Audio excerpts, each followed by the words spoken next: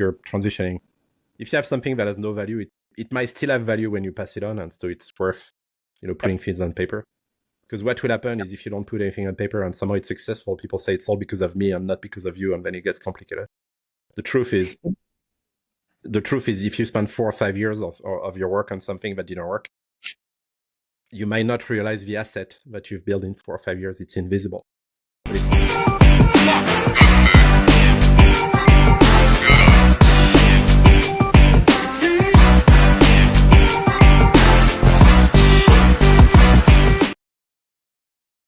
Wow. No smiling. We're not smiling. This is challenging times for us in the messy middle. Can't figure out how to get our podcast, Riverside, to work. Yet again this week, the sponsorship is not sponsored by Riverside because they suck. Don't use Riverside. Yeah, what's the opposite of sponsoring? I feel like there should be a thing like that, where we like to pay to not use Riverside.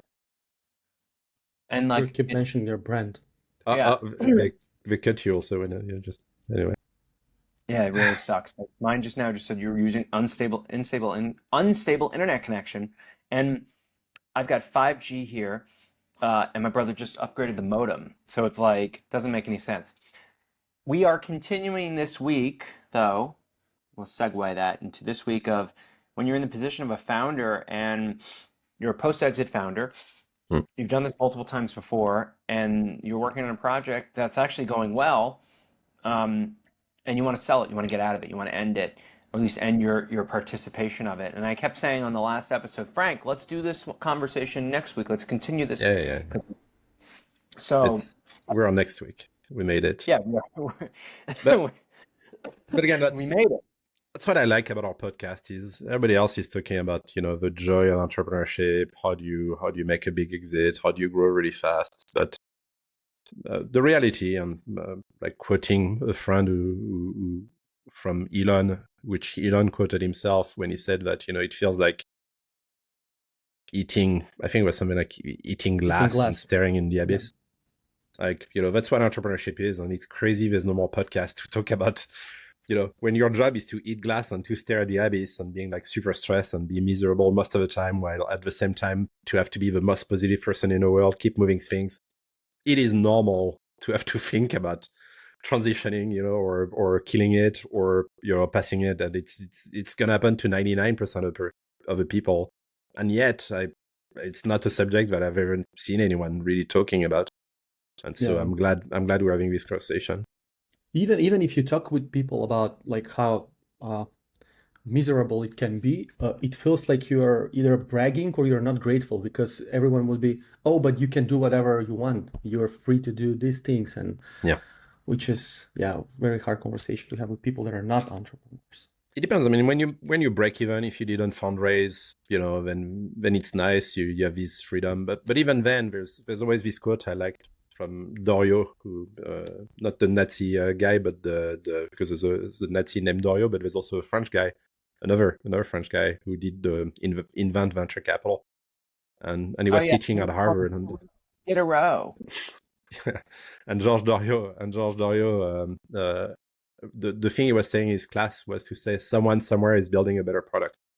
And so even if you have the joy of enjoying your holidays on your super successful company that grows and that has like tons of margin, you'll be still dead in 5 years if you do nothing. And so you will not survive unless you're paranoid yourself. That was the old say, back in Intel times.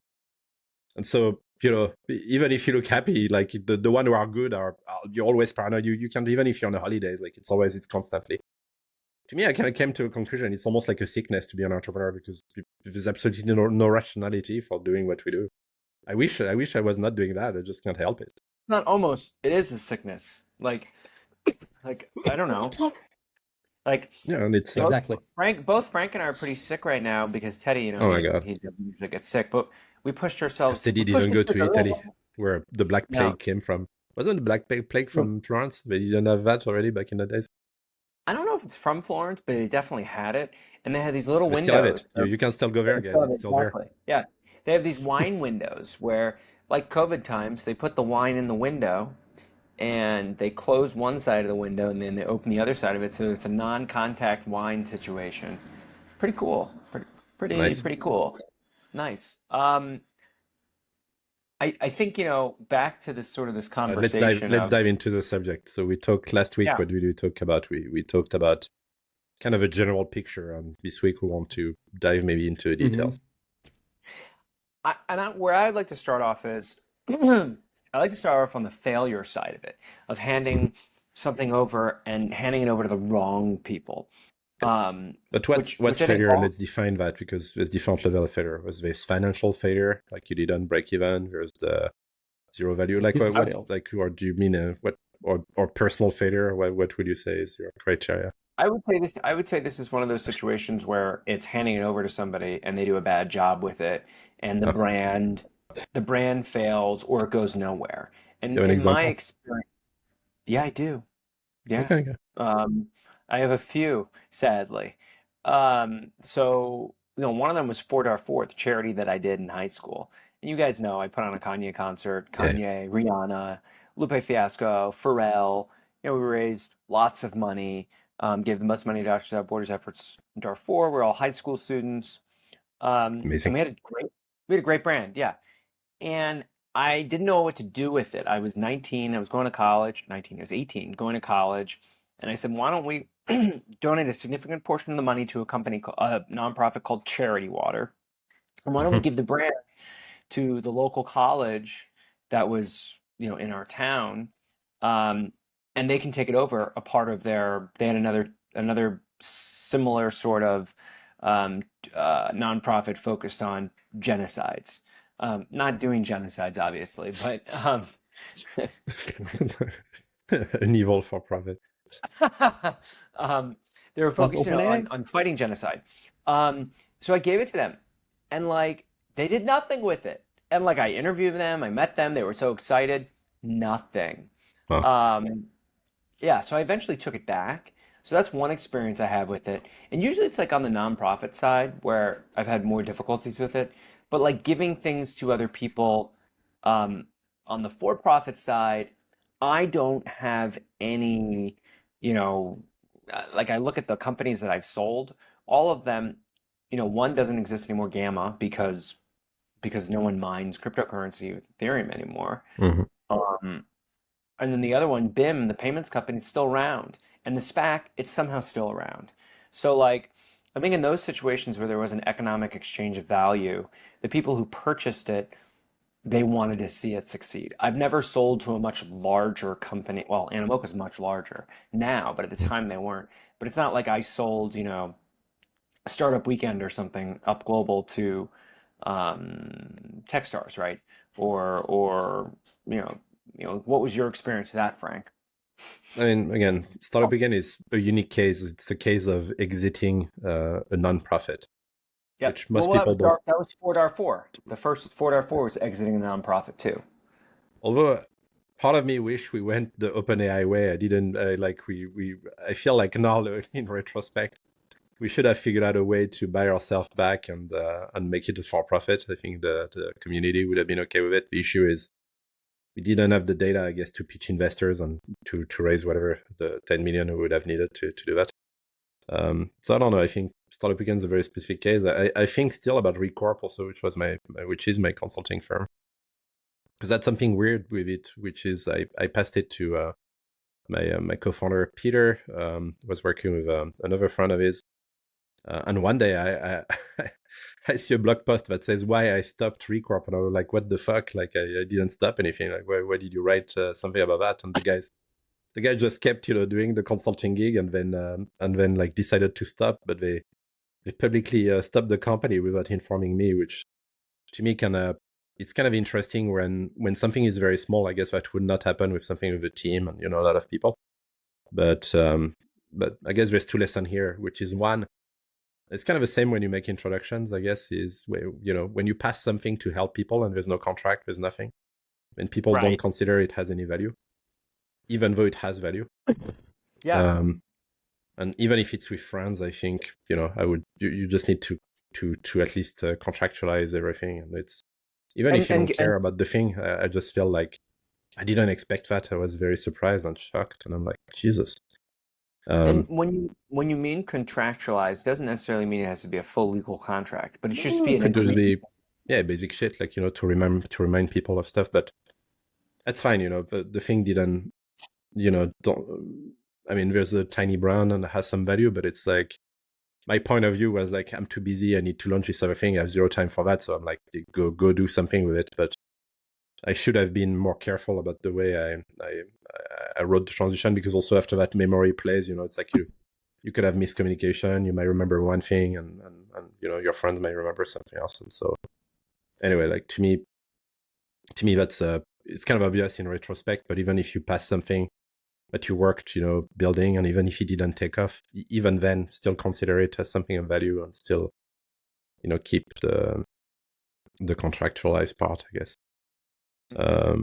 And again, like, it's nothing against Peter, because Peter and I were 50-50 in that thing. But it's the third guy who wrote that without telling anyone, or maybe, I don't know, just so weird. Was he just like a operational role just to run the brand, or he got equity, or how No, come again, he there's like no took equity. it Like, over the and legal ended the it? legal aspect of Recorp was that we never splitted equity with Peter, because I did incorporate an LLC and we never raised money.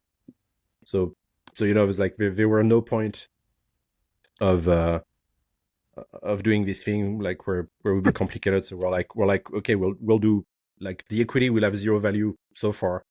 So the day it has value, we agree on a way to do that math, and we could transition to it. But legally, I owned 100% of it. And this other guy came in, and and he was like, cool, we're gonna sell stuff. And they started to sell stuff, and they started to work with Chile and do stuff with wine and whatever, using the brand and developing it. And like, that's cool. Like, maybe he's our third co-founder. That's gonna be fine.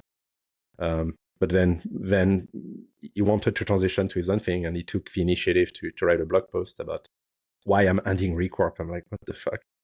Because the guy just, I don't know, I think he was full of it, and his ego was too big, and he doesn't even think about other people. So to me, just like, Kind of Peter, handed I trust over. Peter. I know that guy. Mhm.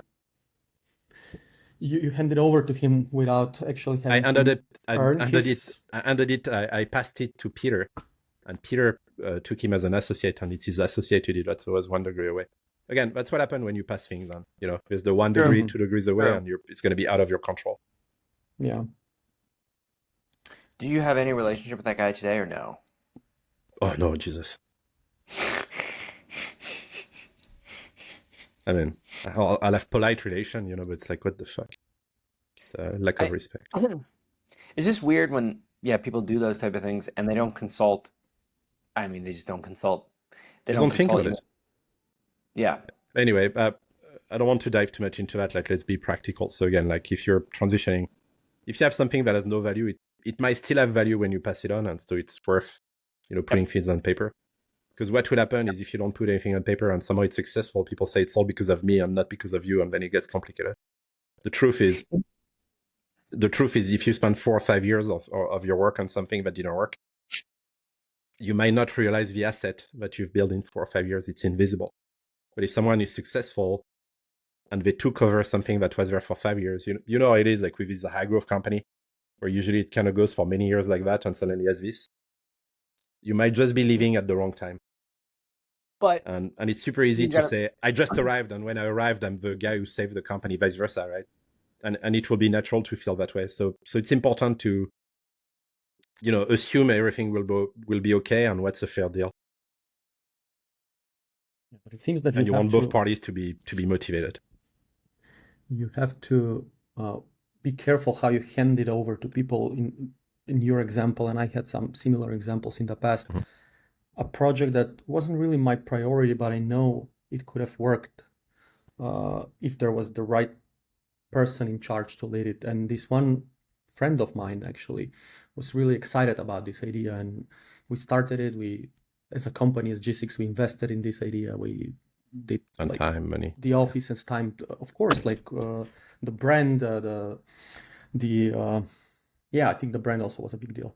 But like, and he was really excited. And then it turned out that just because we sort of gave it to him without any, uh, I guess, him Formal. wanting it that bad, or trying to earn the ability to own it, I think that was the mistake.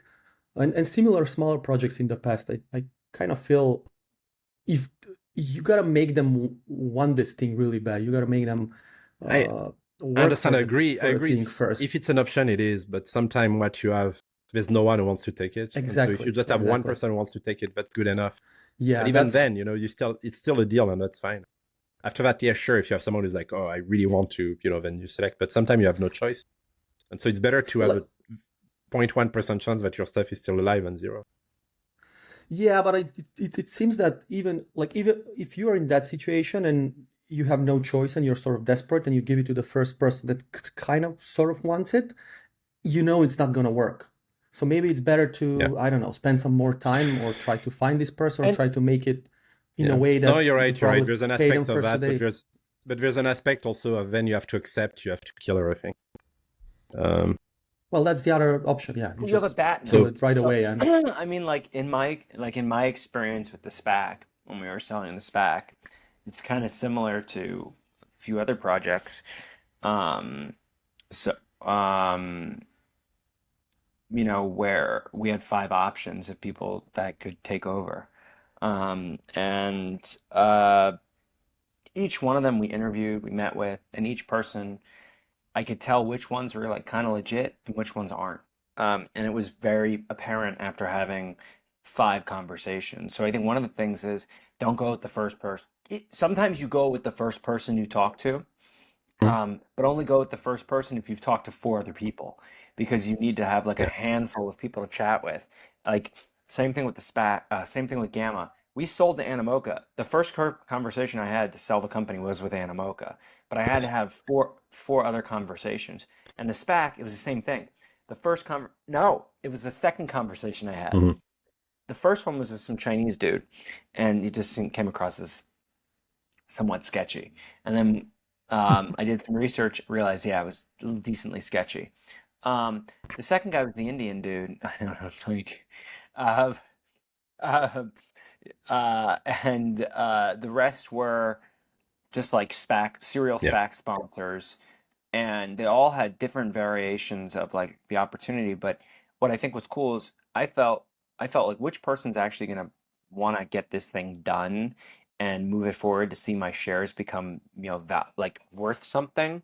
And why I went with those guys was because they were gonna put real money into it, a couple million Mhm. bucks to keep it going, but they also don't want to see the thing die either. So I think a lot of the times we hand things over to people, maybe even if they weren't the Yeah. biggest things we work on, like a Recorp or others. No, but Um, yeah, rethinking about Recorp, like again, like I mean, right now it's dead, but I can still reanimate it whenever I want. But the thing that happened at one point, like to me, the exit for Recorp was to sell it to Techstars, and the reason I wanted to do that is because Recorp worked, but it would take me years to scale, and so my analysis was to say there's an opportunity for Techstars to have like Recorp to merge with, and we could call it like Techstars Consulting. And I pitched that to David. Um, I gave him some numbers. He said interesting, and then he pointed me to someone in his team, and then it got complicated. The person in the team was leaving, then someone else arrived, and I arrived. I said I would like to do that. Then the guy wanted to kind of there's do the only same thing, one. but didn't do You it. And then tried, you tried to resurrect it, but you still didn't talk to anybody else. So it's like yeah, and my I didn't push it more than that. I think at that time I was just tired and a little lost myself. And then you're trying to make it like I didn't have a vision to pitch. I just wanted to be able to. Now I would do it differently. Now I would still do it. Like I still believe there's potential for that, but again, like I'm not. I know I don't want uh, to spend 10 years of my life like building a consulting brand. right, right, yeah, I and could have, and but I like didn't want to. I mean, look, I'll give you the real world example of me right now at Tertalia, and we spoke about this last week. But I would love to Yeah, find a somebody good to run example. it and take it over. And I met with somebody on Sunday in Rome about this, and like I don't understand. We had a conversation. It was a good conversation, but the Mm-hmm. vision was not anywhere near the vision that I wanted. And Frank, you texted me. You were like saying like, why don't you just call it Italian Tech Week? Like the guy, great guy, really, good supporter, but his vision is totally different than mine. He was like, well, you should stop doing the cultural tours. You should, which is like the most important thing in Tectalia, which is like Mm-hmm. getting you outside of, and he's like, well, Italians have all done it. And I'm like, yeah, but they haven't done it with this group of people, and they haven't done it the same way that we're doing it. And even if they have, like, they can do it again, Mm. or not go.